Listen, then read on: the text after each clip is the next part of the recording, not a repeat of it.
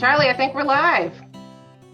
Well, I want to welcome everybody to the 2020 PBHA SUP Auction Facebook Live finale. Maria, what a night. This is incredible. This is so amazing. This is our first live streaming event that we've had. As you know, this has been an event we've had every year in Boston and Cambridge. And we're going online this year. And one of the silver linings for that is we get to have people from around the country and around the world join us. It's awesome. And this whole new, Zoom world means anybody can participate. And we really appreciate those who are coming on live and those who've supported this event already. Yep, we're going to get started with our program in a little while. We have some slides going. We'd love you to check out our amazing sponsors and supporters who have made tonight possible and are making it possible for us to be able to be there for our kids this summer. Yeah, the purpose of tonight is to highlight the Summer Urban program, but also to appreciate our sponsors and to raise desperately needed funds to continue the work with our campers and their families. So thank you all for joining tonight from around the country and around the world. And so we want to start off with a little bit of a roll call.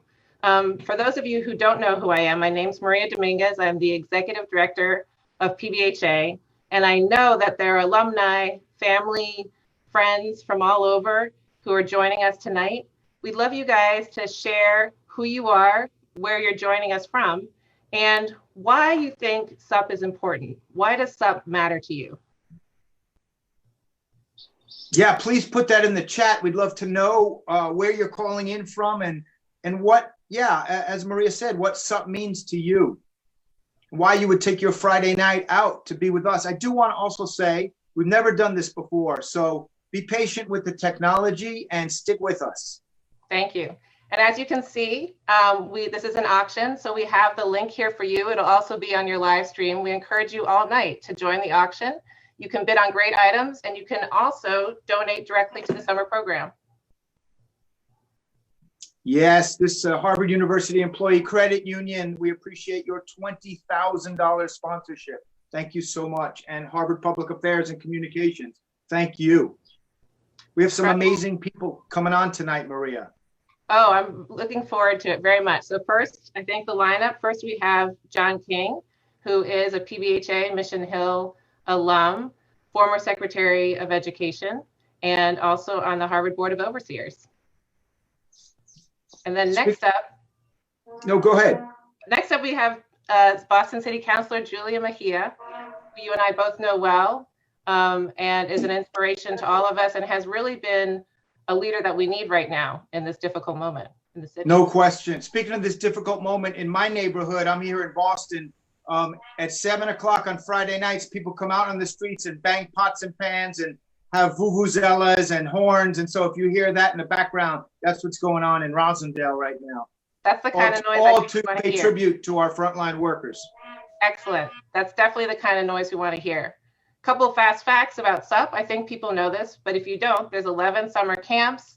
We serve about 850 young people every year, and we employ 100 teens and 125 college students. So this is really an impactful program all the way around. I've been lucky enough to watch the Summer Urban program now for a generation or more, and have seen young people who start as campers and are now helping to run the show, and you'll meet some of them tonight. Yeah, the young people and our students are really what make our programs possible. They have shown tremendous leadership through all of this. It's really difficult to lead in the unknown, and what they have done is thought about what is it that we do know. And we do know that our families still need us this summer, and that our mission has always been about student leaders working with community partners to raise to that challenge. So we're excited for their efforts and to have some of them share what they're looking forward to with you tonight.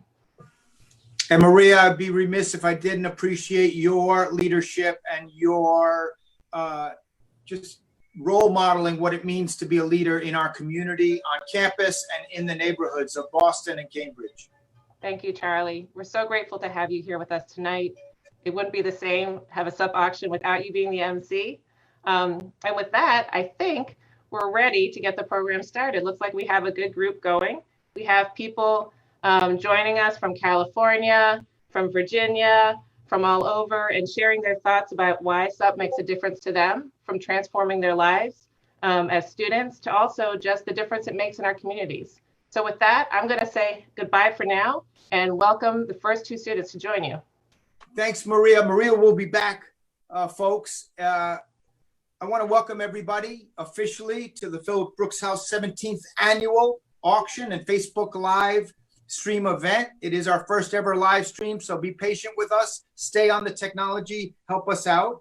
This event benefits the Summer Urban Program. Again, my name is Charlie Rose, a Senior Vice President and Dean at City Year, and want to shout out the honorary chair of tonight's event, Michael Brown, a Harvard class of '83 and president of the Board of Overseers at Harvard, and my good friend and boss at City Year. Tonight, we're coming together to make a difference for literally hundreds of young people and hundreds of families in the greater Boston area. With your support, we can provide families with access to high quality, affordable summer programming, which is critically important. The enrichment programming, the resources folks need, and you can directly contribute to that tonight. So we ask you to consider making a contribution, making a donation, and throughout the evening, like a telethon, we will be asking for your support. There's an online auction. Our goal tonight is to raise $100,000, and we know we're going to do it.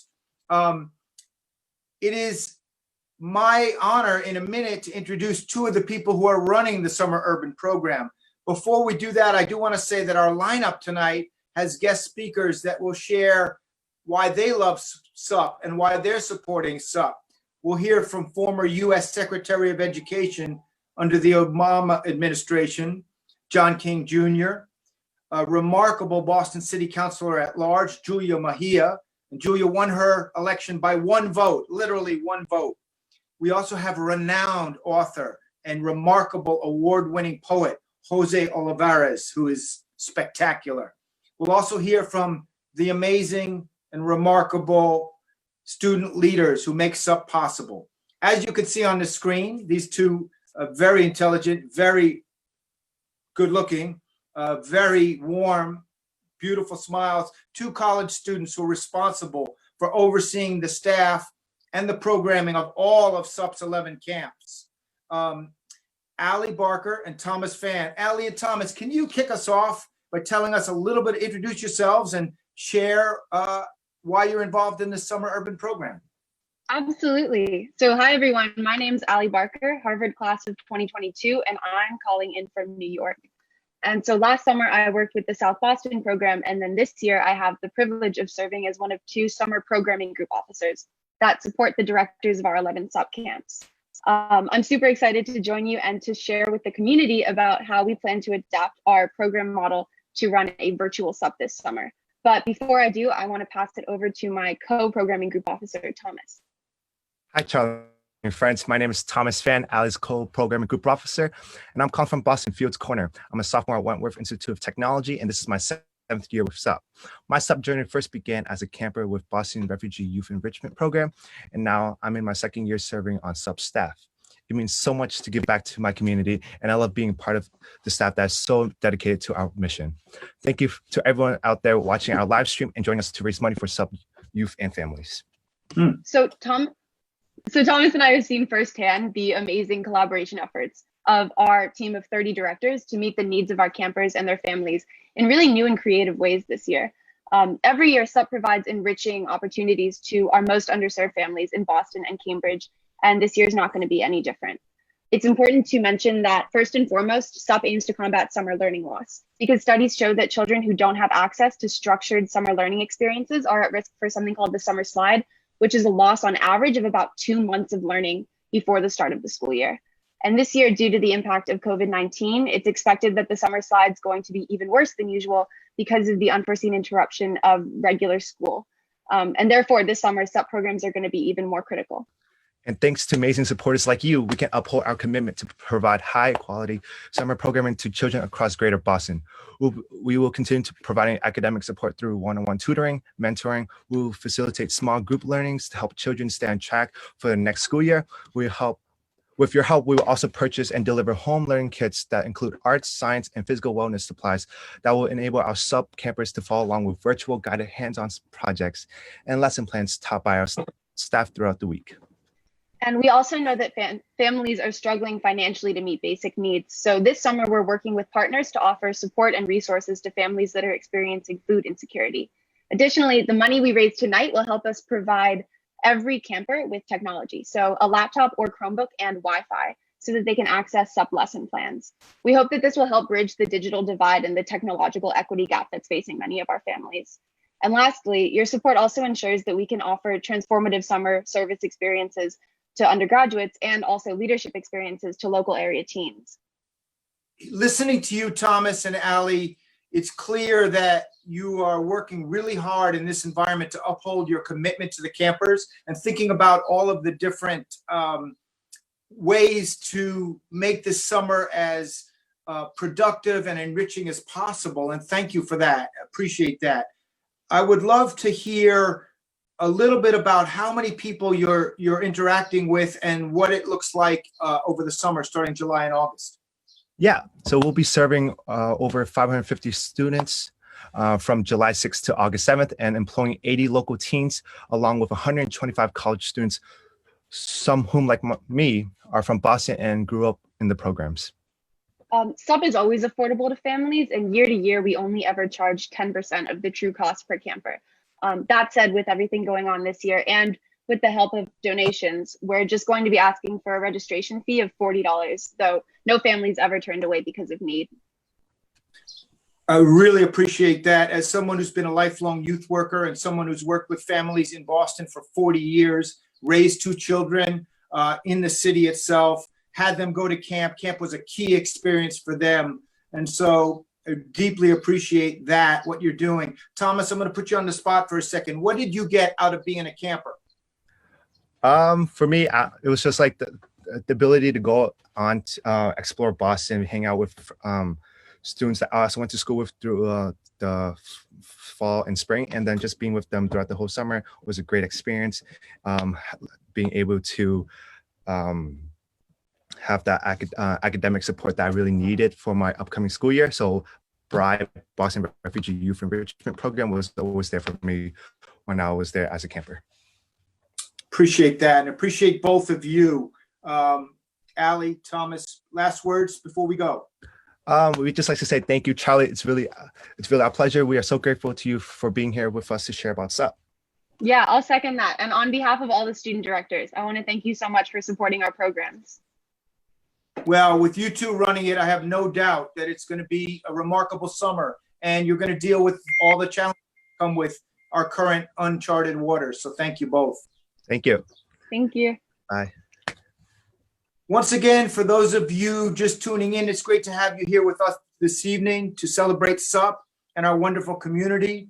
While much has been going on for the last couple of months, your support is vital. It's critical. It's in fact more important than ever.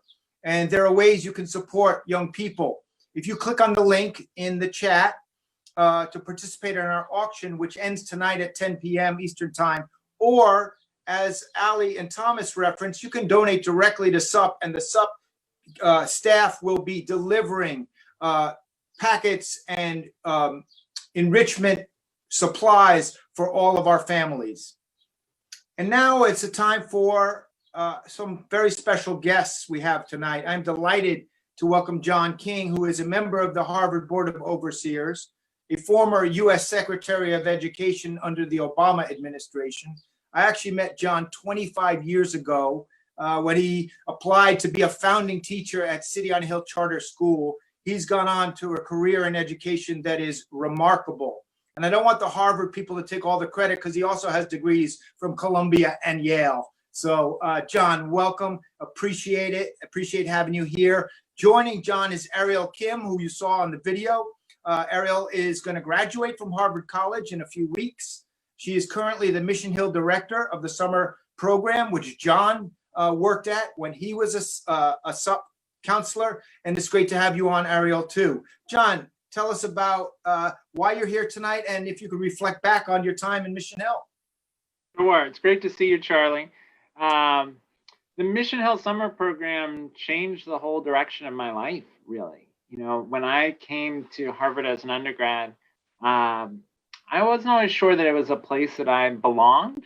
You know, as a kid, I grew up in New York City. Both my parents passed when I was a kid, and I got in a lot of trouble as a high school student. I actually got kicked out of high school. And so when I got to Harvard, I was not sure it was the place for me. I sort of felt like someone at some point was going to come tap me on the shoulder and tell me they made a mistake.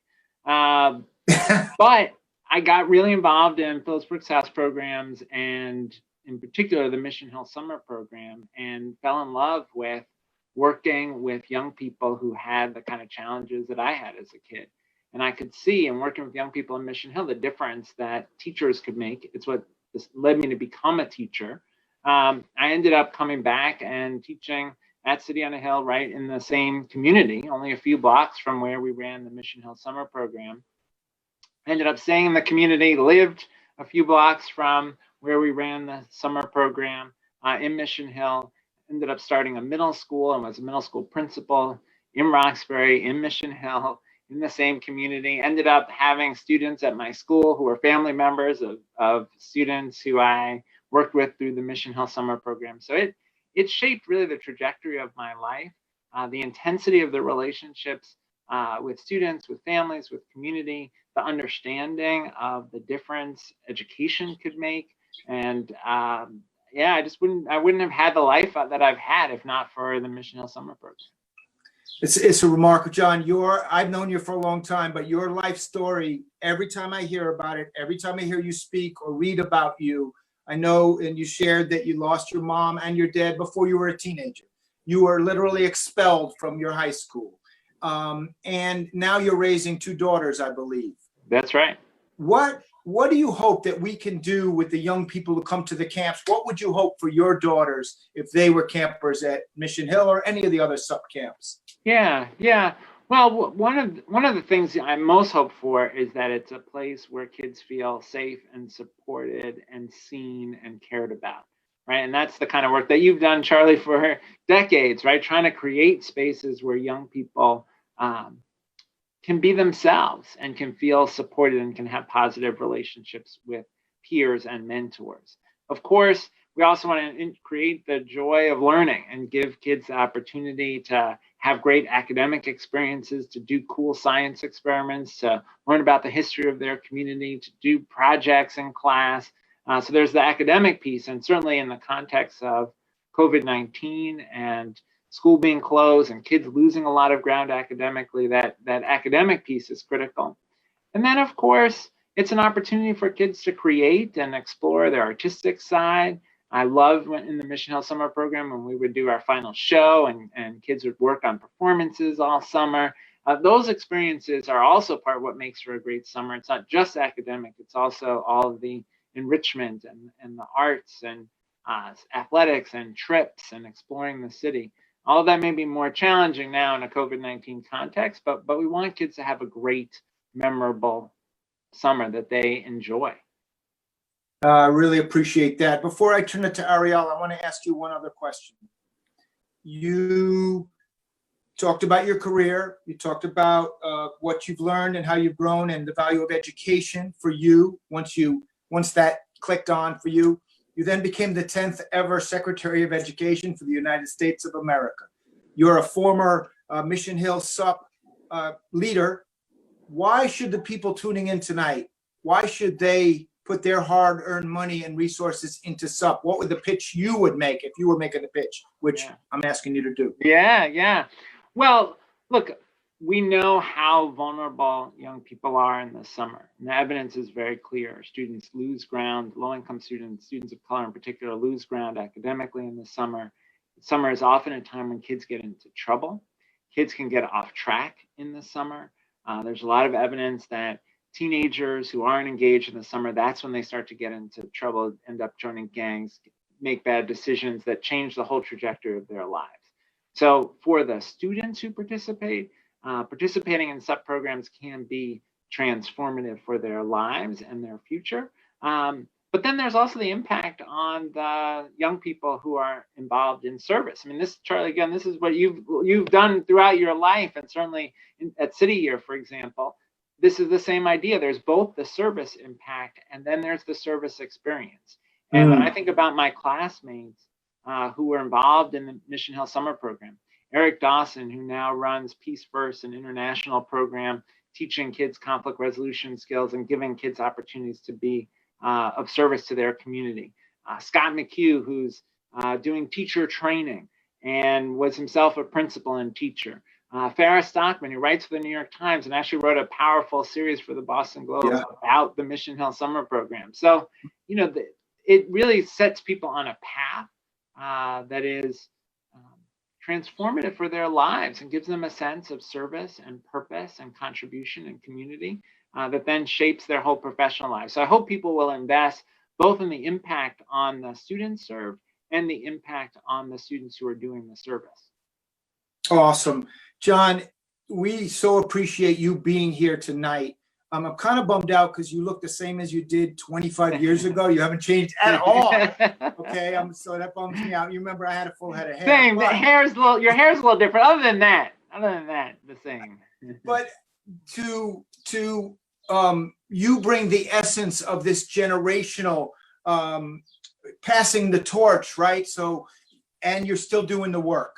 And the people you talked about, from Scott to Eric to Farrah, that's an all-star team. And so Ariel and Ari and Thomas and all the other people, we'll be talking about them at the 27th annual auction. So I know you have a really busy schedule. I just want to thank you. We're grateful for what you do every day, but also for making time to be with us on a Friday night. Thanks so much. Thanks for the opportunity. Yeah, you're awesome. Now I'm going to turn it over to Ariel. Ariel, you have big shoes to fill, literally and figuratively. John was in your shoes a while ago. Introduce yourself and share what you're doing this summer. Yeah, so thank you so much, Charlie and Mr. King, for being here this evening in support of SUP. It's such an honor to be here with both of you and Mr. King to just hear about what you've done and like what you believe in. And it's, I don't know, it makes me have a lot of hope for this summer and also think a lot more deeply about the past couple summers and the past 4 years as well. But yeah, so my name is Ariel Kim. I'm a senior at Harvard College. I'll be graduating later this month. And my journey with SUP began before I'd even heard of SUP. I was a volunteer my first semester of college with the Mission Hill After School program, and then was the family engagement director. And then that's how I found out about the summer program, which was the greatest discovery I have made in all of college. And I've been involved ever since. In 2018, I was a senior counselor for Group 1. So I worked with 6-year-olds and made curriculum for them for 6 weeks and hung out and had a great time. And then in 2019, last summer, I was a director for the summer program. And then this summer, I'm back for my third and final summer with SUP. And then what are you going on to do?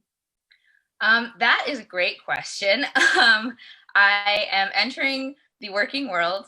I'm hoping to work in education around nonprofit, haven't nailed down the exact details.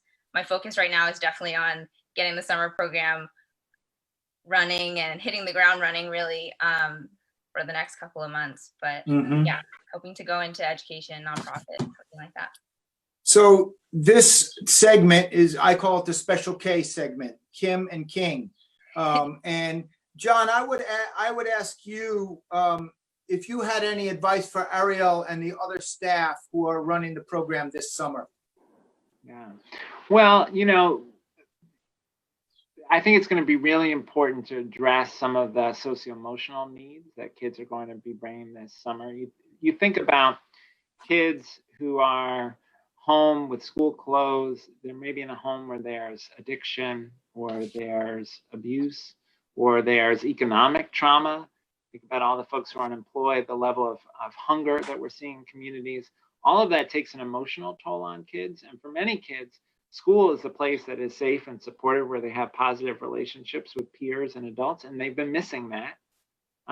Particularly if they don't have access to internet and devices in the home and all the things necessary to participate in distance learning, they've been missing that for months. And so this summer has to be about, yes, of course, addressing academic needs, but also addressing those socio-emotional needs, giving kids a sense of security and hope about the future. Love it. Ariel, you up for that? You ready for that? It's serious. Yeah. I'm not making light of it, because what John just referenced in terms of the social and emotional work it's very real, and it's serious. And the near peer relationship, I think, can really help that. So thank you both. Appreciate you both. Inspired by both of you. John, I am really thankful that our paths continue to cross. Absolutely. Over the years in different cities and different formats, and hopefully that continues for a long, long time. Thank you for being such a mentor and role model of a life of service, Charlie. Appreciate that, John. Thanks. John and Ariel, you rock, both of you. Take care. Have a great weekend, John. I know that we put the link in the chat on Facebook Live. You may have to refresh it to get that link back up, but I want to ask people to continue to try to find the link, to make a contribution, to bid on our auction. I am going to try to win the basketball signed by all the Celtics this year. So not that I have a lot of money, but I'm gonna bid on it. The entire team has signed it. The Shamrock Foundation donated it. It's currently at $220. We have front row season passes to the JFK Junior Forum. We have an incredible number of activities, like learning about plant-based cooking with 7 of your friends, art tours at Harvard's museums, an amazing wine tasting for yourself and 20 guests as soon as we can get within 6 feet of each other. Or a 2-hour wine tasting held in one of your classrooms, and a guided tour of, there's so many items. Please go online. Please make a bid. Please do what you can to support the Summer Urban Program. We have a number of other guests just joined us. It's so nice when you all pop up on my screen. I am so happy. Thank you for being here. Appreciate it. We have Julie Rubin, who is the faculty director of the Harvard Center for Public Service and Engaged Scholarship, which is an umbrella of all of the, what I consider the public purpose work at the first college in the country. Mehrina Khan, who's the PBHA, the Phillips Brooks House Association president, who I met this morning. Noah D'Antonio, who's a PBHA officer and former CHAD director. And Connie Kai, who is the PBHA treasurer. So Connie, we're looking for those donations to come in, and we're going to authenticate every one of them. Let's go.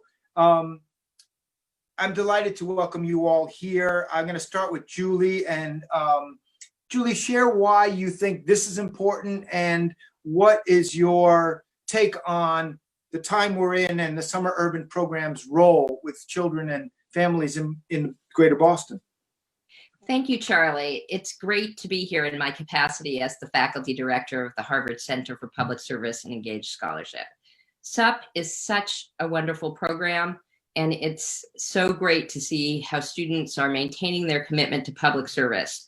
I think that their desire to make sure that the students of Boston are being served, that they're going to have the opportunity to not fall behind academically, to stay where they need to be in school is just wonderful. The mission of Harvard College is to educate citizens and citizen leaders for our society. And SUP is a part of Harvard that really provides that kind of opportunity for students. As we saw in our last speaker, John King, participating in SUP develops students' leadership skills and a long-term commitment to having a positive impact on the world. I've heard from my colleagues about how I'm part of the School of Education, and I work with colleagues in the Harvard Teacher Fellows Program, and they say that they can always see the students who participated in SUP because they just have a greater comfort, a greater capability just from the beginning. And I'm sure that we would see this greater facility, not just in teaching, but in all sorts of endeavors that require collaboration and leadership, because SUP is really a uniquely rich opportunity at Harvard for students to develop these skills. So I really, in addition to what SUP gives to the community, I really want to emphasize how SUP plays a central role in Harvard College's educational mission. So I hope everyone tuned in, particularly my colleagues from Harvard, will join me in donating to SUP. Thank you, Julie. Appreciate that testimonial, and also the really important point you made about how the SUP students are such a beacon really on campus and beyond. I think it's not as well understood as it could be. People have this image of Harvard, but they don't fully understand it. And I really appreciate how you articulated that. Yeah. Mejia, can we raffle off that bear in your picture? Unfortunately, no, but he's my SUP love buddy and I really need him this summer. But I love it. I love it. Share with us. You are the president. Share with us where you are with SUP and what message you'd like folks to hear tonight. Yeah, so hello everyone. My name is Mejia and I have the honor to be here with you all this evening and serve as the president of PBHA. I'm going to be serving in like a full-time support capacity this summer, but not too long ago, I myself was a SUP director, so SUP really has such a special place in my heart. Charlie, as you and some of the other audience members may know, the Summer Urban Program is just one of the many amazing programs and services we offer through the Phillips Brooks House Association, a student-led community service nonprofit affiliated with Harvard College. Since 1904, PBHA has served the needs of people and communities in Cambridge and the greater Boston area and continues to strive for social justice. We have over 70 programs ranging from 2 homeless shelters, adult education programs, after-school tutoring services, and of course, our 11 SUP camps.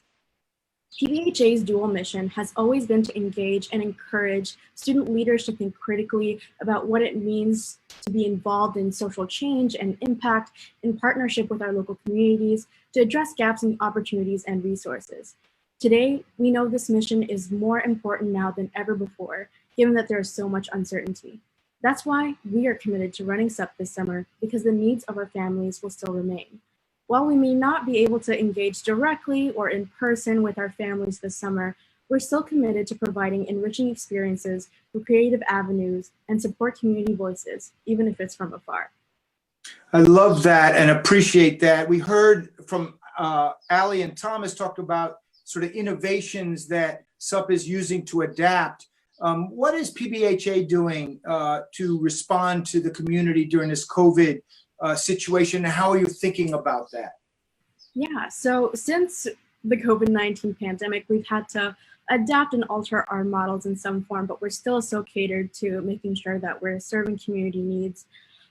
For example, thanks to our community partners, along with SUP, we've been able to keep one of our homeless shelters open, the Y2Y Harvard Square Homeless Shelter, which serves youth from 18 to 24 years old.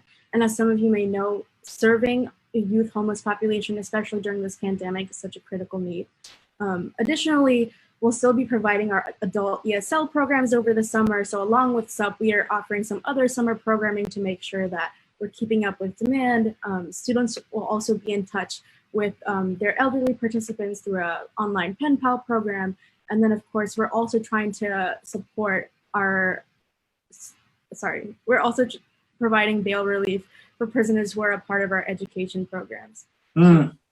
Yeah, and then along with our college partners and some other alumni groups like the First Generation and the Harvard Latino alumni, we're also trying to meet the needs of our low-income college student community.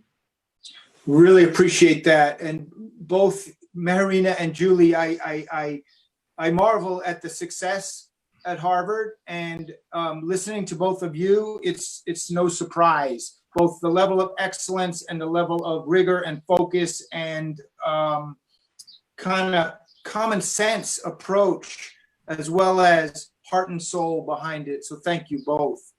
I now want to turn to 2 juniors at Harvard College, Noah and Connie. Tell us a little bit about yourselves and what you'd like us to know about SUP.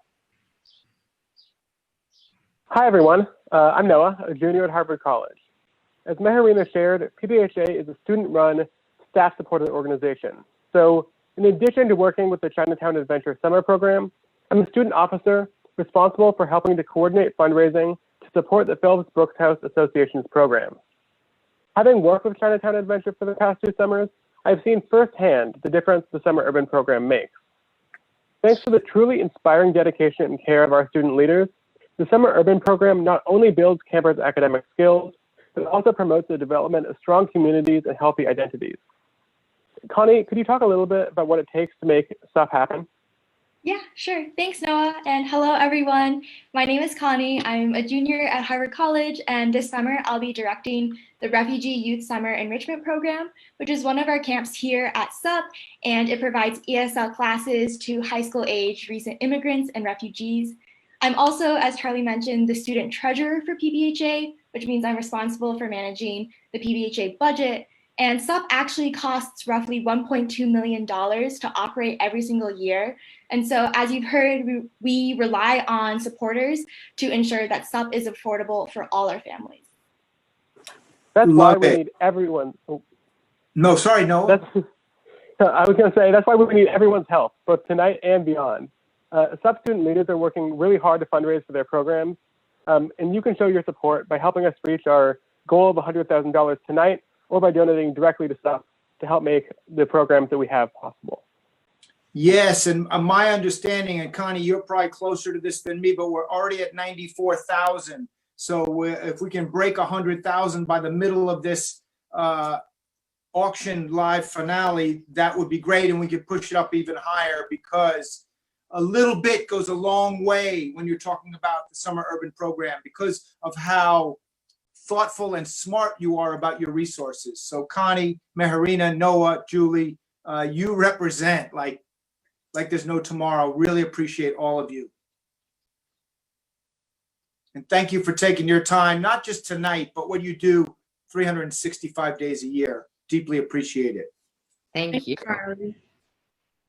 I want to encourage people to expand your video window on Facebook, because it provides a great layout for comments, and we can see you better. And in a few minutes, I'm going to ask you to magnify and amplify donations by reaching out to friends who I'm guessing are home. If they're not home, what are they doing? Why are they out? I would like to talk to them. I am excited to welcome PBHA class of 1955 executive director. She wasn't alive in 1955, but that's what they call her. That's her title. Maria Dominguez Gray and Chia Obilo, PBHA's vice president and a proud Bostonian, who told me earlier today she grew up, born and raised in Roxbury. Maria and Chia are joining me to present the 2020 SUP Impact Award to most exciting public servant and leader in the city today, and a very deserving Boston City Councilor, an old friend, and somebody I admire and respect and am inspired by every time I am around her. City Councilor at Large, Julia Mejia. Julia, welcome. Chia, welcome. Maria, welcome. Thank you so much, Charlie, and thank you, Councilor Mejia, for joining us. We're so glad to have you here. As all of you know, this work takes partnership, very deep partnership, and SUP is not any different. It wouldn't be possible, the summer urban programs wouldn't be possible without our community partners. So every year at the SUP auction, we make sure to recognize 2 honorees who've had a tremendous impact on our families in Boston and Cambridge. And we thought, we're online, but this year should be no different. So this year we have 2 honorees. The first one is Anderson Krieger, a law firm that, in addition to prioritizing complex, high-impact pro bono cases, has helped a lot with PBHA and volunteering at the Midsummer Celebration, being present in the community, and making sure that our shelter, Y to Y, has been possible. Hopefully everybody had a chance to check out their video earlier on Facebook. If you haven't, go back and check it out so you can hear a little bit more about their company and the amazing work that they do. And our second SUP Impact honoree is the incredible Boston City Councilor, Julia Mejia. Chia, I'd like to turn it over to you to share a little bit more about why we're excited to honor Councilor Mejia tonight. Thank you, Maria. Hello, everyone. My name is Chia, and I take the She series. I'm a junior at Harvard College, and I have the privilege of serving as PBHA's vice president. I grew up in Boston, and I've always wanted to find ways to serve my community. PBHA first offered me the opportunity to serve my community through SUP's summer science program in Cambridge and the South End. I wanted students in my community to see more people that look like them in science. Since then, SUP, along with PBHA, has challenged me to constantly reflect on my values around stewardship. Now, enough about me. Tonight, I am honored to express our gratitude for someone I admire very much, Boston City Councilor at Large, Julia Mejia, with PBHA's SUP Impact Award. Councilor Mejia has created countless opportunities for others to step into their own power and to advocate for positive change. She has been a tireless champion for equity in education and for the inclusion of underrepresented voices in community work. Like me, Councilor Mejia grew up in Dorchester, and she and her mother immigrated from the Dominican Republic when she was the first in her family to graduate from high school and college. Councilor Mejia became an entrepreneur and a voice for social justice, as well as a parent and head of household. She worked on national social justice campaigns as a producer for MTV and created and led a civic engagement group focused on voter registration, and is the founder of a nonprofit education network, which has sought to bridge parents and families from across area schools with a common goal of quality education for all children. Councilor Julia Mejia is the first Latina to be elected to the Boston City Council, and in only a few months, her leadership has proven indispensable. She has continued to work tirelessly to ensure that institutions of power are responding to the needs of those who are most vulnerable and those whose voices are often silenced, which is so important now, more than ever. Councilor Mejia, we hope to present our award to you in person next year, but for now, on behalf of the youth students and the staff of PBHA, please accept our heartfelt gratitude and thank you for joining us and being here for our SUP families this summer. Audience, please join me in celebrating Councilor Julia Mejia.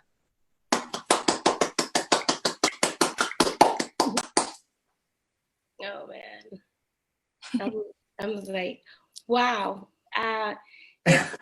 I am incredibly overwhelmed and humbled by this award.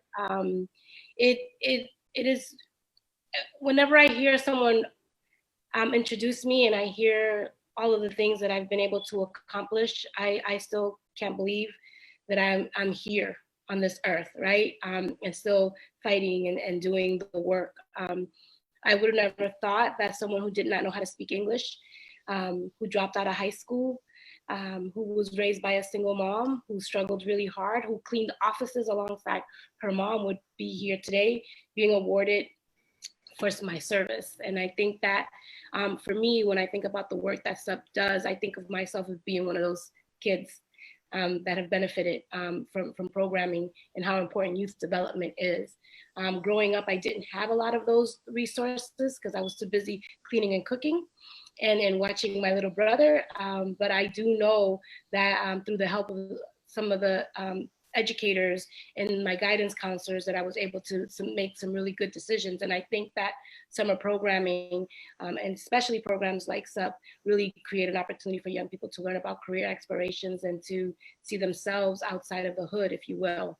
And so I had the privilege this past summer of facilitating a conversation with over 150 students at SUP. And I was blown away by their level of engagement and their thoughtful questions. And I saw myself in every single one of them. And I sit here in front of you today, recognizing all of the work that we need to do in the city of Boston and all of the work that we need to do in this country in general to ensure that if we say that young people are our future, that we're doing everything that is possible to invest in that future so that they can have a future worth looking forward to.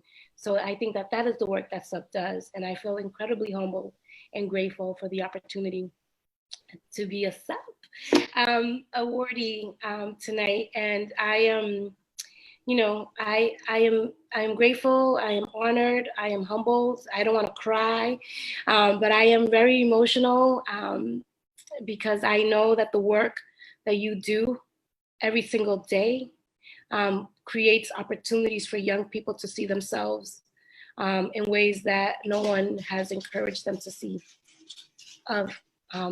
in past. So really deeply grateful to Maria and to your entire team for recognizing my work and me as this year's awardee. I feel like I also waited tables for Bella Luna with Charlie, so he and I go way back. And I started off my career in youth development 20-something years ago, and I have not stopped working on behalf of the city of Boston and on behalf of young people. When I worked at MTV, I covered the presidential elections to engage young people in the political process. And here I am today still doing the same work. So youth development is where it's at.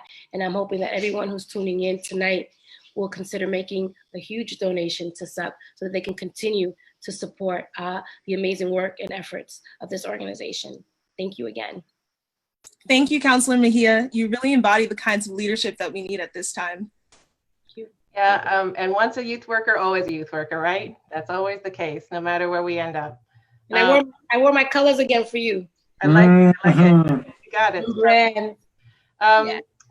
As not just the executive director of PBHA, but also as a resident of Roxbury and a Boston Public School parent myself, I just really want to thank you so much. I see firsthand from my neighbors, from my community, that you are paying attention to those who are usually not paid attention to. And that makes a tremendous difference. It really goes to show how representation matters, which I know is something that you have talked consistently about. And I want to say both for you, but also our sisters and brothers who were able to get elected to public office. I am so grateful that right now we have representation in this critical moment so that our communities are not overlooked. And please keep up the good fight. We really, really need you. So thank you. Thank you. And I believe that nothing about us without us is for us. And what you all are doing is creating the next generation of civically engaged leaders, young people who are going to enter different types of careers that we have yet to see, but that we're seeing more of, if you will. And I'm really, I totally agree. I see, for me, being in this office, I won by one vote, y'all. If you don't know me, I'm a legend in that capacity. But I have to say is that we did not even send out one citywide mailer. We couldn't even afford to do that. But what we did have was the power of the people. And we were in nail salons and barbershops, and we were talking to young people, whether they can vote or not. We were really intentional about our level of engagement, because for us, it was really always about building power and helping people recognize that our vote does matter, whether they voted for me or not. So to win by one vote and to be the first Afro-Latina speaks volumes to what we can do when we decide to step into our power and lead. So that's what you all do. And I'll stop talking. I'm an awardee. This is my first, I got an award. I think it was DIMIC, 97, a long time ago, but this is the big awardee here. So the first of many, the first of very many. Councilor, you better get used to it. That's right. And I know we don't do this work for the awards. That's not why any of us do the work, but your example and the way you call people in and the way you empower others and the way you are consistent. I don't mean for weeks or months. I mean for many, many, many, many years, and how you empower others by speaking truth to power in a way that doesn't alienate people, but is real. And I'm in awe of you. I've always been in awe of you. And I love you and appreciate you. Chia, Maria, Julia.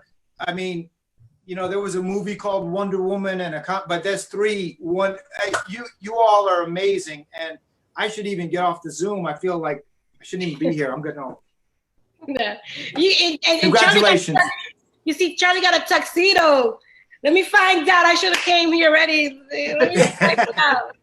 Yeah, you always look phenomenal. So, and I appreciate the way you show up. Thank you and congratulations. Thank you. Congratulations. Thank you, Councilman Mejia. We appreciate it.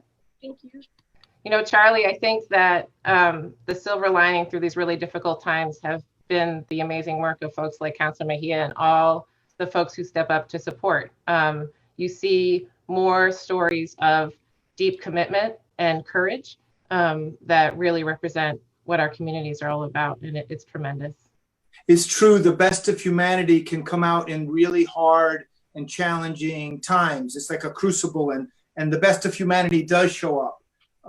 And so we've seen it all night tonight. So really appreciate that. And I just want to, I mean, Councilor Mejia said, donate, large donations, do what you can. So I'm going to donate on the next break, but I also want to ask people to, we'll take a little bit of a break, but I want you to send out the link to 3 of your friends and ask them to contribute, ask them to donate, ask them to match what you are doing. I'm going to buy some of the home learning kits, and I'm going to also, let me get my sheet so I can figure out what I'm paying for. But I'm in for $500. I'm just going with it. So I would like a few people to match me, and I'm going to go online now, donate that, but also ask some of my friends to give in. I appreciate Julia Mejia doing that, Councilor Mejia. Julie Rubin did that. Everybody on the line knows someone who can give, and even if it's $20, even if it's $40, even if it's $5, we appreciate the generosity. Maria, $20, Charlie, that gets a yoga kit and some jump rope for our kids so that we can make sure that they're participating in home wellness activities. That talk about health and wellness, a yoga kit and a jump rope.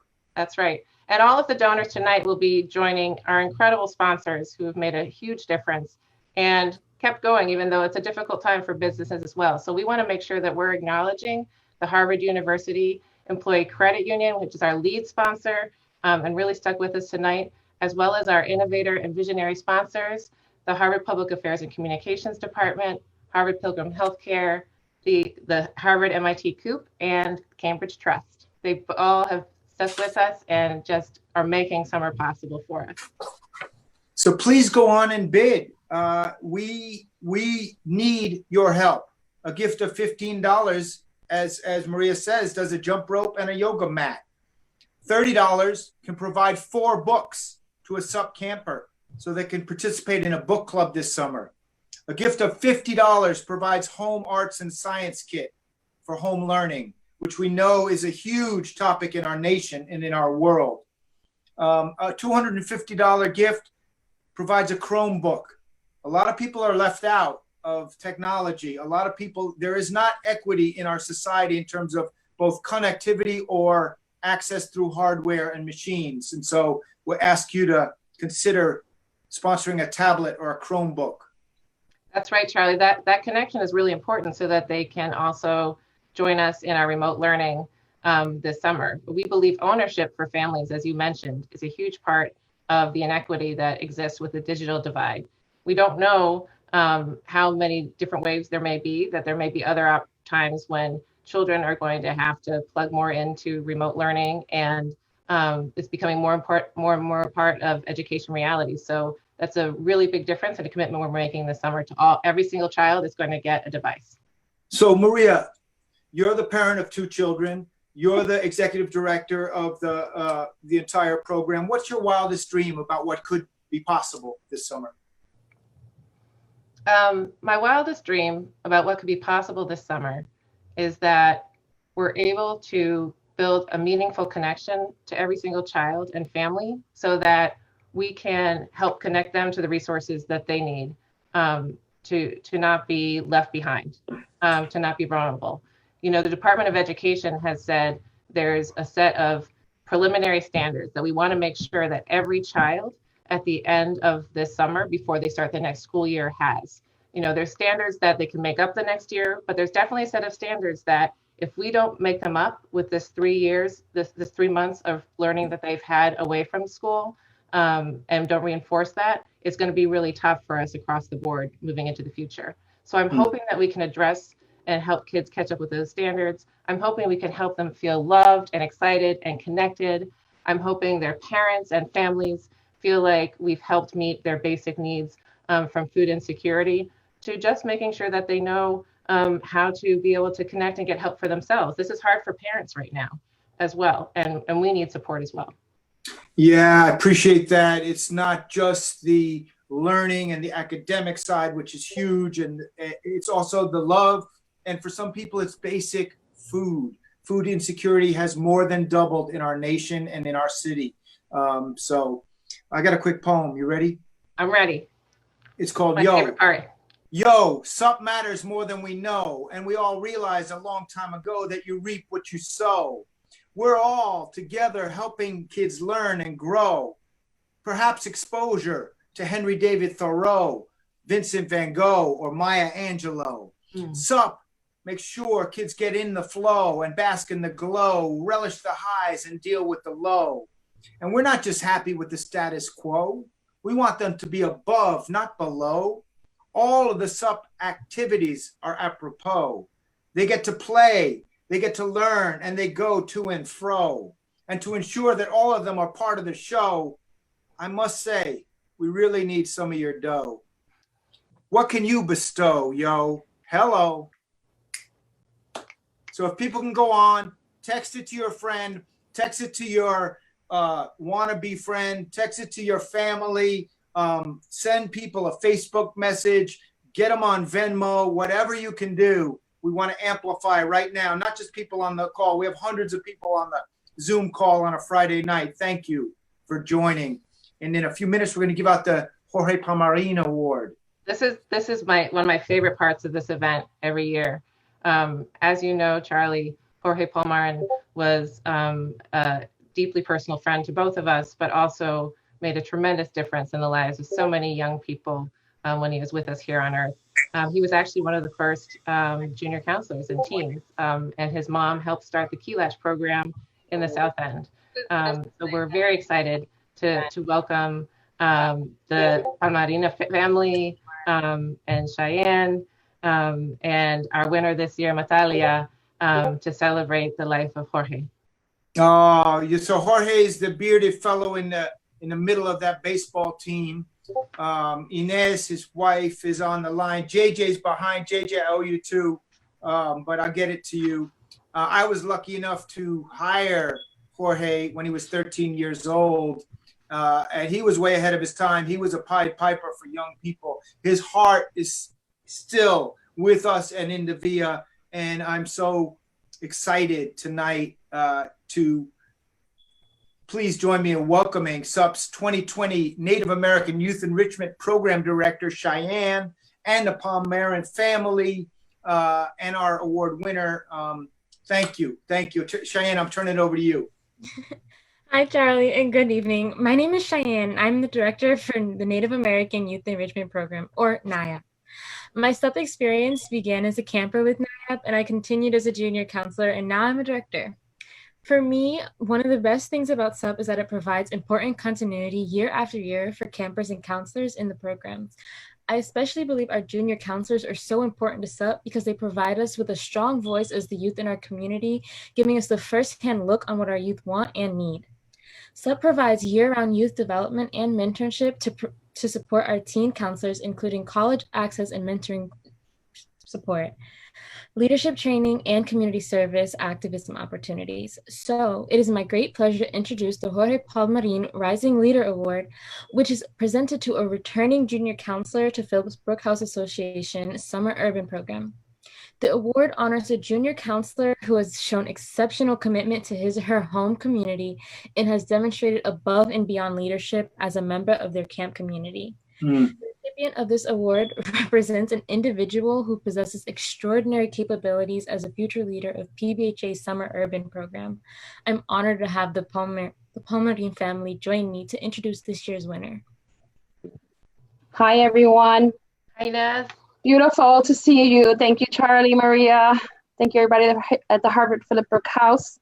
Hi, I'm Inez Pomeranian, and this is my son, our son, Jorge Pomeranian. Tonight, we have the pleasure of presenting the Jorge Pomeranian Rising Leader Award in honor of our beloved Jorge, who was a camper with the Key Latch program in the South End and one of the first PBHA high school junior counselors for the SUP program. Jorge went on to be a strong leader in his community, a role model for so many children and youth through Teen Empowerment, City Year, Inquilinos Boricua en Acción, the Youth Workers Alliance, and the City of Boston. Jorge was always there for others and at Key Latch. It is so humbling to know his legacy lives on, and we have young people who exemplify compassion, love for community and family. And that's what Jorge was about. Excuse me, I get emotional every year. Jorge was a wonderful man, and it gives us great honor to honor a young person tonight who is walking in his footsteps. The Jorge Palmarin Rising Leader Award winner for 2020, Natalia Clark. Congratulations. Natalia has been a junior counselor for the Mission Hill Summer Program for 2 years. She has a lot of expertise and experience when it comes to working with a variety of ages and different personalities. The relationships she has formed with campers are truly amazing. Natalia is well-liked, respected, a reliable junior counselor. During weekly meetings, Natalia is always present and respectfully gives feedback on what she thinks will help camp run much smoother. As stated by her 2019 summer director, Cami, it has been a pleasure to watch Natalia grow into a young woman and leader of the JCs.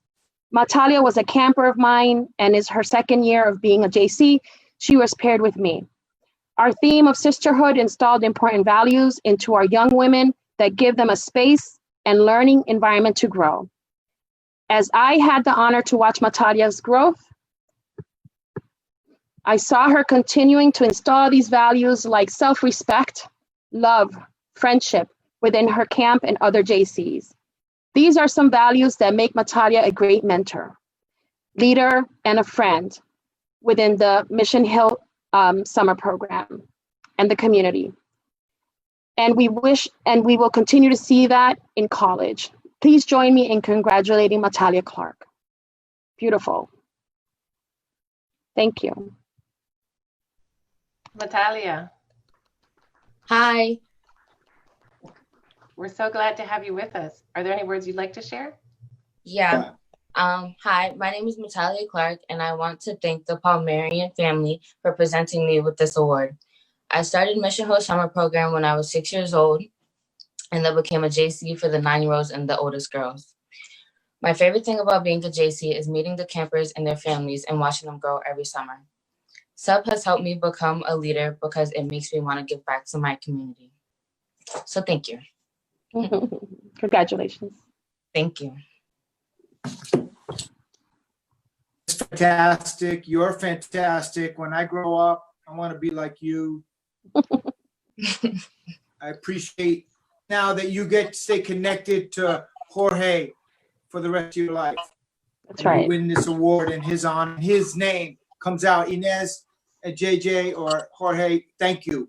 Thank you for representing. I wish we could be in person to hug, but next year. Next year, that's right. Thank you, Maria. Sure. Thank you, guys. And I want to do a shout out also to the Mayor's Youth Program in the city of Cambridge and to the YE program in the city of Boston, who support the teens that we work with every year. This is a difficult time. There are amazing young people actually right now advocating for youth jobs. So for the city of Boston, we want to make sure we have $15 million in the budget. Young people right now are helping their families out more than ever. So let's make sure that we can help them meet that goal. Love that. That part always gets me every year, Maria, Inez. Every year, it's like such a meaningful thing. So thank you for doing it. I will never not come back as long as you invite me because of that alone. Not to mention all the amazing young leaders that we get to be inspired by. Thank you, Inez. Thank you, JJ. Take care. So next up, we encourage more donations. We are at $96,000. Okay. And we are going to keep going. Appreciate folks for donating. Appreciate folks for supporting this effort and this first time ever live stream. I now have the honor and privilege and pleasure of introducing José Olivarez. And I believe Jose is on with us. I I heard about Jose for a long time. Jose is an author, a renowned author, a world-class poet, but also a truth teller and someone who is able to inspire and provoke thinking, critical thinking, and critical consciousness. He is got a remarkable story. He wrote a book called Citizen Illegal. I went on and watched all his YouTube stuff over the last week or two, and I haven't been able to sleep, Jose, because I got you ringing in my head. I'm an amateur, a low-level poet, so I really appreciate you being here. I know you've had personal. You're a PBHA alum, and you worked in SUP's Key Latch program when you were undergrad at Harvard.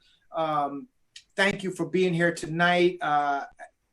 Jose is going to share both his thoughts about SUP and some of his spoken word pieces and whatever other knowledge, wisdom, and soulful energy you want to drop on us. So thank you, Jose.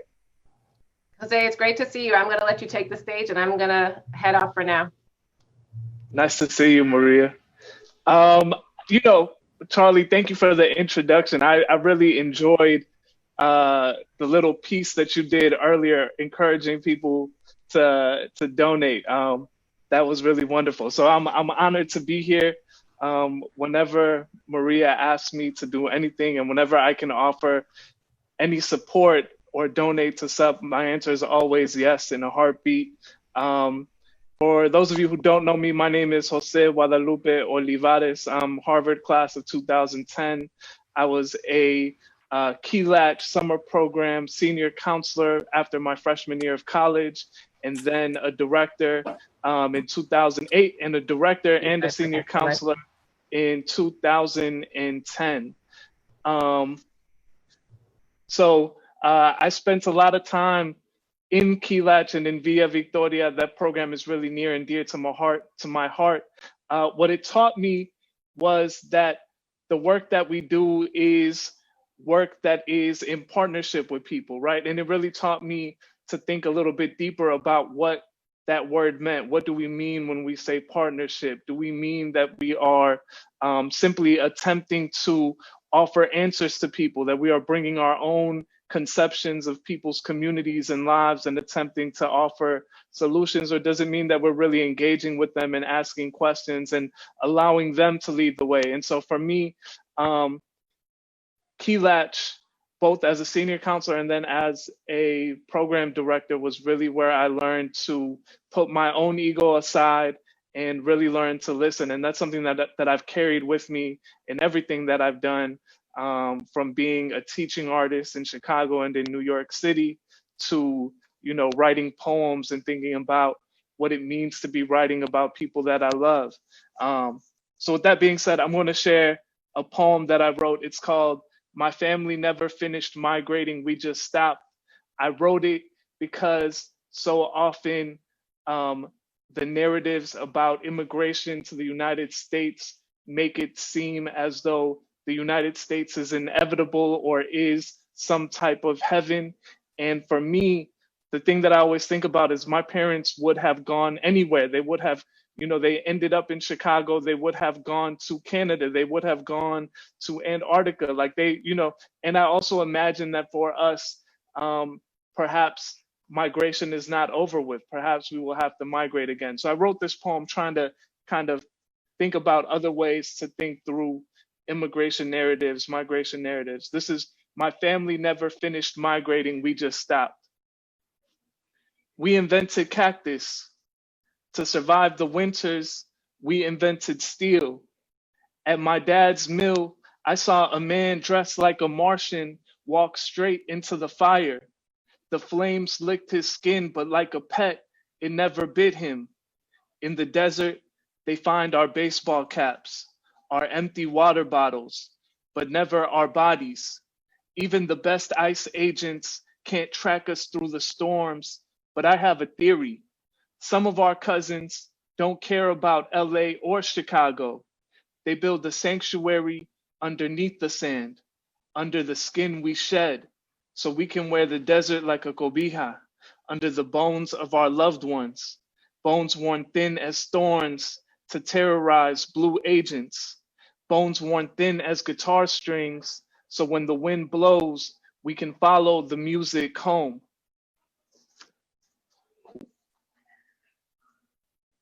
Yes, yes. You can hear the snaps through the Zoom. I can feel it. I can feel it for sure. Thank you, Charlie. Thank you. Jose, when did you start writing poetry? I started writing poetry when I was 15 years old as a sophomore in high school. And where you were in high school in Chicago? In Calumet City, Illinois, in the south suburbs of Chicago. Ah, okay. My wife's from Barrington, the northern suburbs. Yes, yes. But I've never been, I've never really been to the suburbs. And okay, so based on the odds, your parents are Mexican and came to this country, and then you ended up at Harvard. Talk about that a little bit and how Kelatch and SUP helped, or how that was a part of your journey. Yeah, absolutely. So I was the first person in my family to go to college. I was the first person from my high school, TF North High School in Calumet City, Illinois, a public high school, to go to Harvard. And now when I arrived, I thought that there was something special about me. And what I learned when I was there was, that it wasn't so much that I was special. The longer I'm, around young people of all ages, and the more experience I have, the longer I live, the older I get, the more I realize that I'm not special at all, really. Like, the circumstances kind of lined up for me to go to Harvard, for me to kind of achieve in a certain way that, for example, like my younger brothers didn't necessarily have that same chance. So for me, that helped me kind of understand that it wasn't so much like going to a place like Harvard is not just about extraordinary individual achievement. It is about like coordinated systems, right? And so I was the first person from my high school to go to Harvard, but there were a bunch of students from like Phillips Exeter Academy who went to Harvard, right? And it wasn't that those kids were any smarter than the kids who were my classmates. It's just that they had, programs that were developed that were aimed at getting them to that place. So anyway, I ended up at Harvard. And as you can probably already tell, immediately felt very alienated in a lot of different spaces because, like I said, there's not a lot of people whose parents, worked in steel mills or worked as janitors like my parents did. And so when I tell the story about my time at college, I always say that I graduated from the University of PBHA. That was really where I met my community. That was really where, people kind of challenged me and saw me not just as, an affirmative action kid that was just adding to whatever, but as like someone who was really ready to be rigorously kind of developed as a person and who was kind of, who could contribute to community. So for me, PBHA was my family and, played a huge role in my time at the university. I love that. Jose Guadalupe Olivares, my brother, you have a lot of humility, and we're all special and we're all not special, but you have a gift. So before you drop some more bars, if you would, a couple more pieces would be great. But I'm curious about your artistic influences. Who has influenced you? I have a lot of artistic influences. Like I said, I grew up just outside of Chicago, so the first two to come to mind for me are always Sandra Cisneros and Gwendolyn Brooks, both incredible poets who were also very community driven. Miss Brooks for a long time taught poetry workshops on the south side of Chicago, and Sandra Cisneros was one of her students. And so for me, when I think about my artistic lineages, it is an artistic lineage as well as like a continued commitment to education. Beautiful, beautiful. Thank you. Thank you for saying that. And that tree, that seeds that you're going to be people saying that about you. People already are, I'm sure, but that's going to be happening. I'll guarantee it. Do you have another piece or two for us? Yeah, for sure. I'll read another poem. I'm trying to, think of poems that kind of fit. So I'll read this. This poem is called Gentrification. This poem was inspired by a friend of mine, Nate Marshall. We were at a bar together in Chicago back when you could do those sorts of things in a gentrifying neighborhood. And Nate turned to me and he was like, "Yo, Jose, we're gentrifying the bar right now." And I was like, wow, that sounds great. Let's gentrify everywhere. So this poem is called Gentrification. I plant a grain of sand in the new organic juice spot in El Barrio. Soon donkeys poop big stinky poops on carrot containers. Our tios y tias smoking cigarettes and taking up all the plugs. The grain of sand grows into a cactus, and mi abuelita Jacinta is back with the living. She's kicking the juicers out of the kitchen and making masa. The whole block heard what's happening, and outside the hydrants open and flood the streets. The bad news is the property value is going down again. The good news is my boy Nate is teaching poetry workshops in the shade. Gwendolyn Brooks smelled the tamales and came down to write. Rejoice in the good news. My dad comes through with a cooler of beer and no one gets drunk enough to fight. My mom's French braid gets longer every minute. Soon it will be long enough to toss to our cousins in Mexico, in LA, in Texas. There are Mexicans in DC who got the call. Salvadorians bringing pupusas. From the cactus, we get a steel mill. From the steel mill, we get more tortillas. The bad news is the economists say there is zero economic value on the block. The good news is we threw away the economics textbooks. We trade tortillas for haircuts, nopales for healthcare, poems for groceries, and if all you can do is eat the food, we ask that you wash your dishes. The donkeys bless everything we grow. From the tortillas, we get more desert, and from the desert, we get lowriders. Cars bounce, our cousins and gangs get their bendiciones. The whole block is alive and not for sale. The Treaty of Guadalupe Hidalgo rescinded. It's happening on our block, and maybe it's happening on your block. The bad news is the president sends a national reserve. The good news is they'll never find us. We pack everything into the trunk of a Toyota Corolla. When La Migra comes, their dogs bark and spit, but all they find is grains of sand. Wow. So I got one. Gentrification is better for our nation than gentrification. We appreciate your dedication and your cooperation as you drop us knowledge and edification. Wow, freestyle. Let's go. Oh, yeah, come on, Charlie. I was hip before hip hop, man. I grew up in Manhattan, the Lower East Side. I'll be 63 in a couple months, but I'm still trying to, I'm trying to get like you. I got the haircut and everything. Hey, Jose, I appreciate you. I would ask before we move on, I would ask you if you have any words. You're an alumni of PBHA. Any words of encouragement or for other alumni of PBHA, many of whom are on the call or on Facebook Live tonight? Yeah. That's hard because sometimes I don't have words of encouragement for myself. I think what I try to tell myself is that in a lot of ways, these are unprecedented times. At least I've never experienced anything quite like this.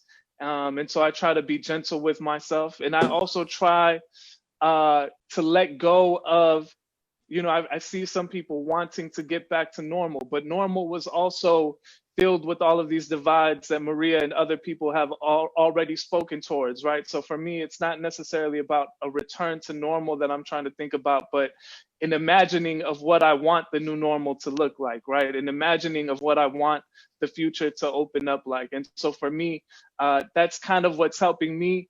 I hope it helps all my fellow alumni. And of course, my other piece of advice, Charlie, is to donate if you can. Donate to SUP. It's important that we keep supporting young people, that we support the junior counselors, the program directors, the senior counselors, and everyone involved in making this great program work. Wow, thank you, Jose. I appreciate you, and I hope to meet you in person at some point soon. One of my mentors said, the most powerful leadership tool you have is your own personal example, and you embody that. And so we're grateful. We're grateful for your time tonight. We're grateful for the work you do. We're grateful for your artistic motivation and your artistic empowerment. You're an empowering person. So thank you. And thank you for supporting SUP and being in the trenches. Thank you. Thank you. I appreciate it. One day we'll get to rap in person, Charlie. I hope so. That'll be great. That'll be great. I look forward to that. Seriously. Thank you again. Thank you, Charlie. All right, man. Take care. Peace. You too. We are now, there's a lot of people who made tonight possible, and we're going to bring some of those folks on. Talia, Kate, Elise. I don't know who else is coming on, but,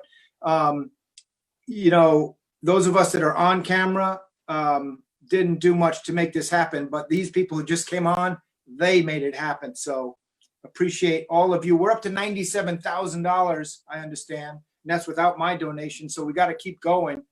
So please, people, make your last donation. If you already made a donation, double it, triple it, or just add to it. Thank you.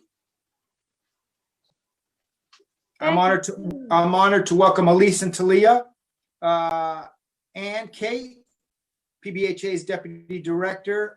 Turn it over to you all.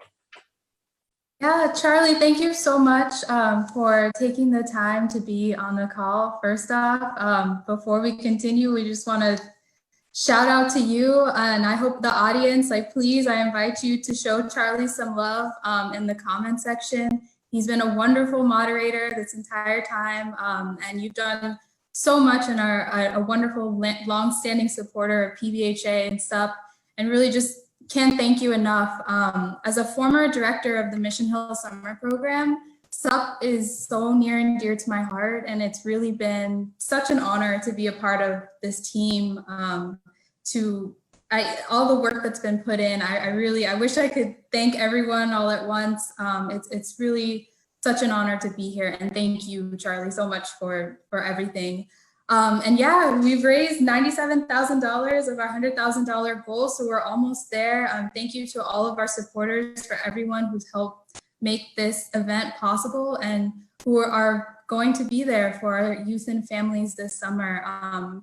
So thrilled to be a part of this team again, and the night isn't over after this Zoom call ends, after this live stream ends at 8:30. We still have an hour and a half left of bidding, so the auction officially closes at 10 p.m. So I invite everyone to show some love in the chat box, and then make your way over to our website, our homepage, to put in your last bids for auction items, or donate to SUP, or donate supplies that will be delivered directly to campers and their families.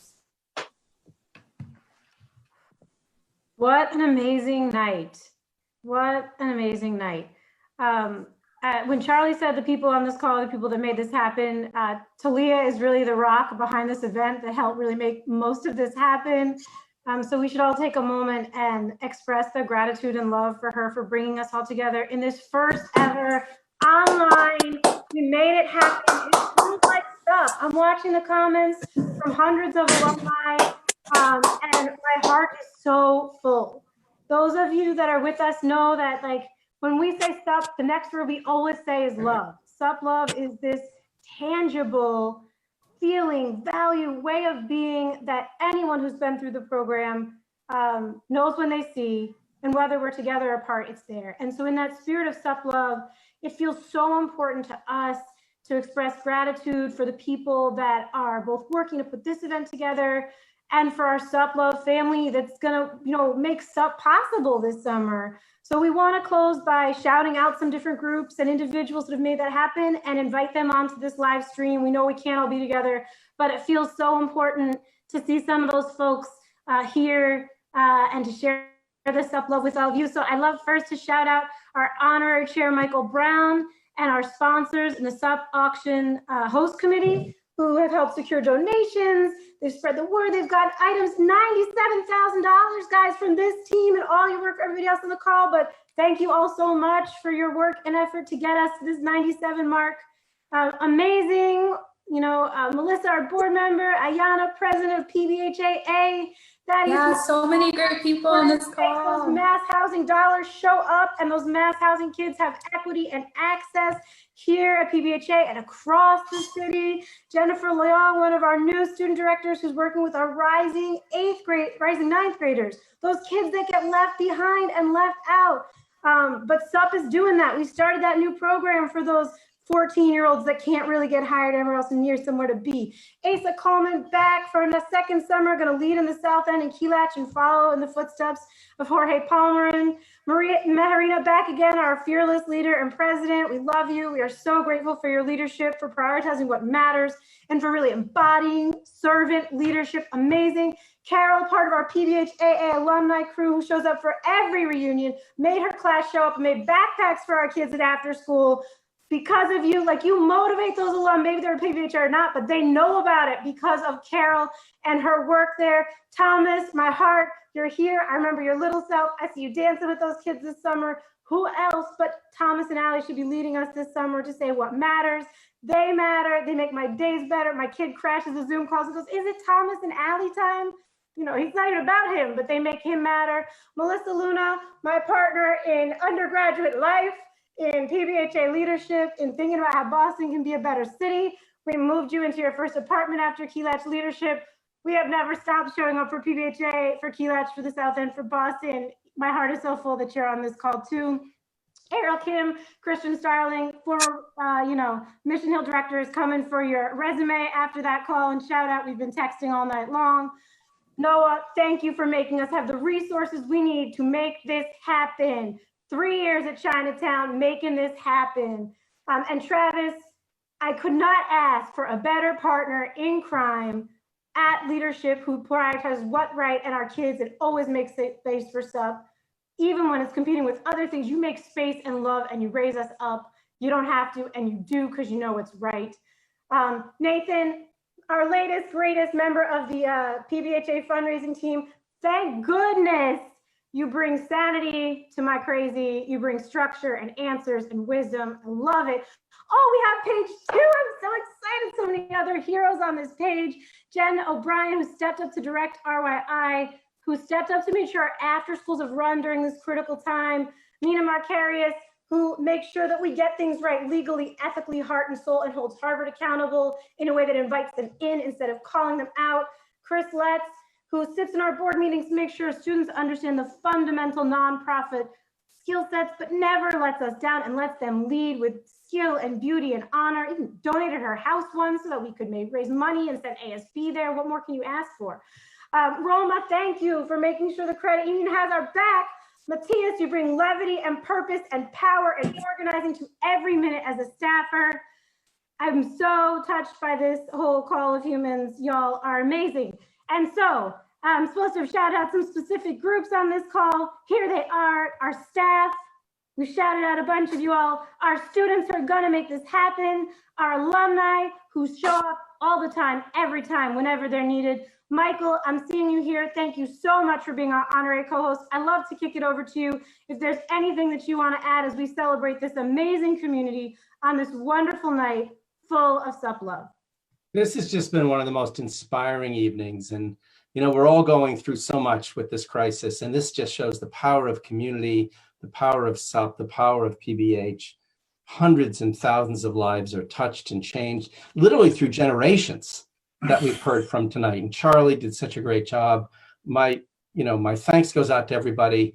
I'm just so proud to be associated with this extraordinary organization event, and congratulate to everybody. And you did say that the bidding is open for another hour and a half, so we're going to keep that going because we need to keep raising funds to get more SUP counselors into more kids' lives this summer. Congratulations to everybody involved.